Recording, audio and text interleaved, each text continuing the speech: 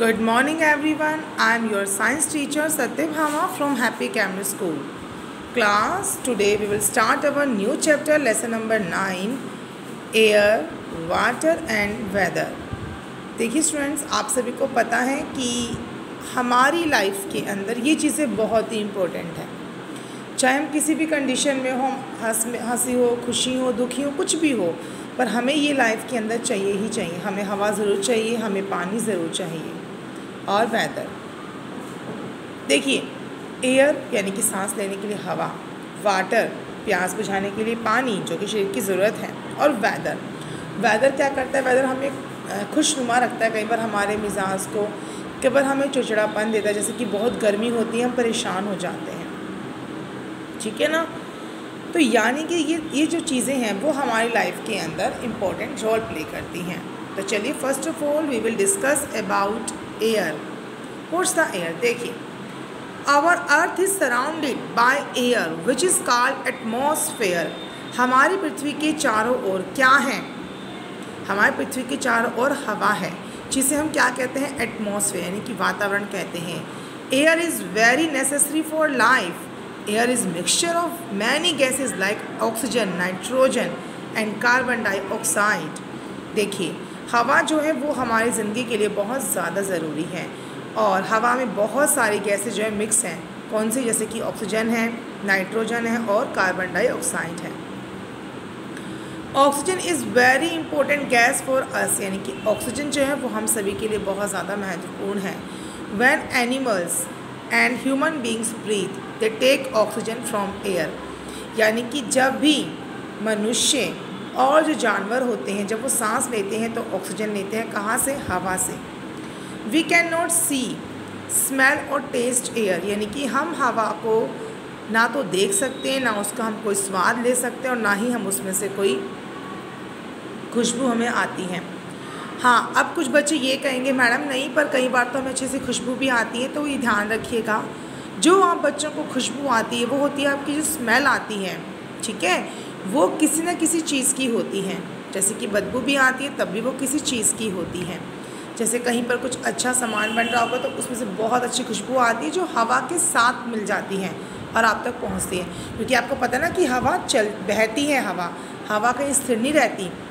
देखो, एक तो क्या होता है कि आपके चारों तरफ एयर है, लेकिन वहीं जब एयर जब मूव करती है तो उसे हम विंड कहते हैं, और जब हल्की हल्की चलती है तो हम उसे ब्रीज कहते हैं, ठीक है। तो जब ब्रीज चलती है, यानी कि वो हल्की हल्की जब हवा चलने लगती है, तो अपने साथ दूर से कहीं से आ रही स्मेल को भी वो आप तक ले आती है। कई बार होता है ना कि आप खड़े, अचानक आपके सामने से कोई व्यक्ति निकला, उसने परफ्यूम लगाया, वो आपके पास भी नहीं आया, पर उसके लगाए हुए परफ्यूम की महक हवा में घुल गई है। तो जैसे ही वो आपके पास से निकलेगा, वो हवा के ज़रिए आपको स्मेल आएगी। तो याद रखिएगा, यानी कि स्मेल जो है वो सिर्फ आसपास की वस्तुओं में से आती है जो हवा के साथ मिल जाती है। But we can feel it, लेकिन हम हवा को महसूस कर सकते हैं। Plant use carbon dioxide present in the air to prepare their own food, यानी कि पौधे जो हैं वो इस्तेमाल करते हैं कार्बन डाइऑक्साइड का, जो कि हवा के अंदर मौजूद होती हैं अपना खाना बनाने के लिए। In this process they give out oxygen, यानी कि इस प्रक्रिया में वो क्या करते हैं? वो ऑक्सीजन छोड़ते हैं। Thus a balance of oxygen and carbon dioxide is maintained in nature, यानी कि वास्तविकता में ऑक्सीजन और कार्बन डाइऑक्साइड जो है नेचर के अंदर एक बैलेंस बनाकर रखते हैं। देखिए, ये दोनों कैसे बैलेंस नहीं बनाती, बैलेंस हम बनाते हैं। हमने कार्बन डाइऑक्साइड छोड़ दी तो प्लांट्स ने ले ली, प्लांट्स ने ऑक्सीजन छोड़ी तो वो ह्यूमन बींग्स और एनिमल्स ने ली। इस तरीके से इन दोनों गैसों का जो है वो नेचर में मेंटेन हुई है। लेकिन जहाँ हम पेड़ पौधों का कटाव ज़्यादा करते हैं, याद रखिएगा, वहीं पर ये बैलेंस जो है ये डिसबैलेंस हो जाएगा, ये अनबैलेंस हो जाएगा, बैलेंस नहीं रह पाएगा। फिर है nitrogen is also very necessary for life, यानी कि नाइट्रोजन जो है वो भी बहुत ज़्यादा ज़रूरी है। क्योंकि बच्चों, आपको पता है नाइट्रोजन गैस जो होती है वो प्लांट्स और एनिमल्स में प्रोटीन के रूप में मिलती है। एनिमल्स और प्लांट में होती है नाइट्रोजन, हमारी बॉडी में मैं नहीं कहती, लेकिन हमारे प्लांट्स में और ह्यूमन और एनिमल्स में नाइट्रोजन प्रोटीन के रूप में होती है, इसलिए ये भी एक नेसेसरी है। अब हम बात करते हैं वाटर की। वाटर इज़ फाउंड एवरीवेयर, यानी कि आपने देखा है पानी जो है वो सब जगह मिलता है। It is found in sea, oceans, lakes, ponds, rivers, wells etcetera. यानी कि यह हमें कहाँ मिलता है? सागरों में, महासागरों में, झीलों में, तालाबों में, नदियों में, और कहाँ मिलता है? कुओं में। तो इस तरीके से हमें ये सब चीज़ें मिलती हैं, ये पानी मिलता है। लेकिन आपको पता है कि पानी का जो स्रोत है, वैसे तो पानी बच्चों याद रखिएगा हमारी पृथ्वी पर, ठीक है, 70% है, 71% वाटर है हमारी पृथ्वी पर, ठीक है। लेकिन सबसे बड़ी विडम्बना मतलब या आप ये अनफॉर्चुनेट क्या है कि जो समुद्र हैं और जो सागर हैं, इनका पानी पीने के लायक नहीं है, और यही बहुत बड़ी मात्रा में है जलाशय।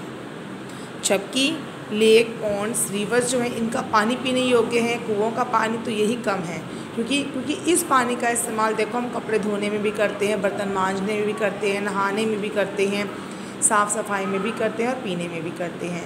जब तो कहा जाता है कि आप जो भी हम व्यक्ति हैं, आपको, बच्चों को, हमें, हम सभी को पानी को सेव करना चाहिए।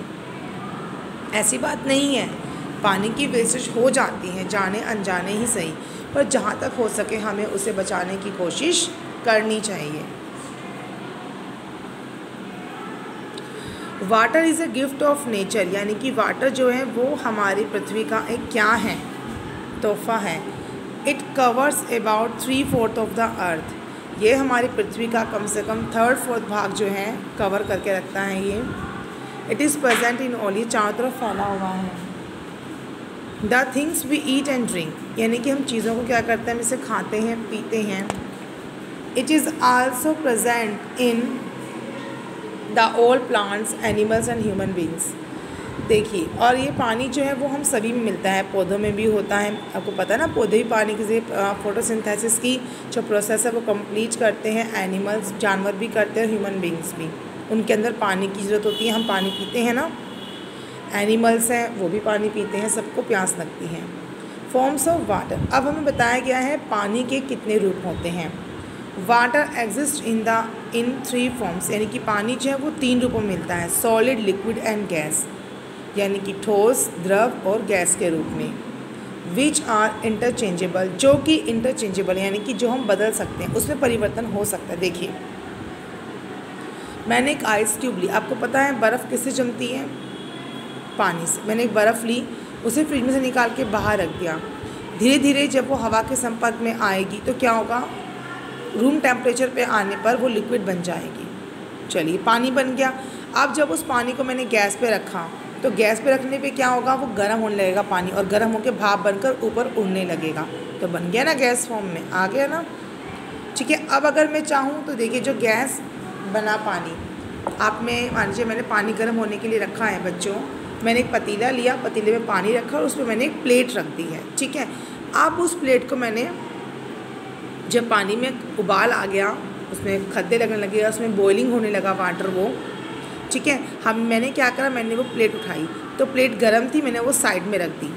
साइड में रखने पे क्या हुआ, वो पानी जो था, जो पानी था, जो उसकी भाप बनी थी, वो ठंडी होने के बाद वापस से पानी में आ गई। वापस से मैंने उसे बर्तन में भर के रख दिया, तो फिर से वो बर्फ़ जम गई ना। तो इस तरीके से ये क्या है? ये इंटरचेंजेबल है। The liquid form of water is that which we see and use every day. पानी का लिक्विड रूप जो है वो है जिसे आप रोज़ इस्तेमाल करते हो अपने ज़िंदगी में, आप से रोज़ काम करते हो। Ice is the solid form of water and steam और water vapours is the gas form of water.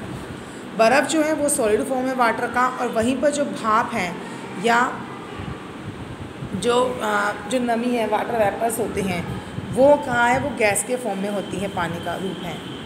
When we keep water in a freezer, हम जब भी पानी को फ्रीजर में रखते हैं तो इट चेंज इनटू आइस, तो ये बर्फ़ में बदल जाता है। When we heat water it change into steam और वाटर वेपर, और जैसे ही हम इस पानी को गर्म होने के लिए रखते हैं तो वो क्या होता है? वो चेंज हो जाता है, किस में? स्टीम में या वाटर वेपर में। So water can change from one form to another by cooling, heating, यानी कि इसका मतलब ये कि पानी में बदलाव आ जाते हैं, किसके ज़रिए? ठंडा होने पर या उसे गर्म होने पर। आप ये देख सकते हैं, on heating, on cooling, on heating, on cooling, समझे आप? तो चलिए class, change of water into water vapour is called evaporation, यानी कि पानी का भाप की बूंदों में यानी कि वाटर वेपर में बदलना, ठीक है, वो क्या कहलाता है? इवेपोरेशन यानी कि वाष्पीकरण। Change of water vapour back into water is called condensation, यानी कि पानी का जो होता है वापस से पानी में बदल जाना, वाटर वेपर का पानी में बदल जाना, वो कहलाता है बच्चों कंडेंसेशन यानी कि संघनन। ठीक क्लास, तो आज मैं आपको सिर्फ यहीं तक पढ़ाऊँगी, ये एक्टिविटी मैं आप सभी को दिखाऊँगी, ठीक है, ऑनलाइन क्लास में। तो क्लास आज के लिए इतना ही। Thank you.